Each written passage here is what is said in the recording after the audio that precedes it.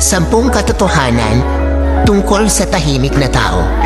Una, ang tahimik na tao, madaldal talaga sila sa mga taong ka-close nila. Sila ay may 1 o 2 kaibigan lamang, yung totoong kaibigan. Pangatlo, mahiyain sila. Pang-4, madalas nagsasalita sila sa isip nila. Pang-5, sila yung may mga magandang ngiti at nakakatawang tawa. Pang-6, sila ay tapat sa kanilang karelasyon.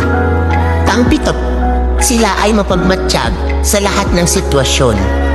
Pang-8, tahimik sila pero iba humagalit. Kaya wag mong gagalitin.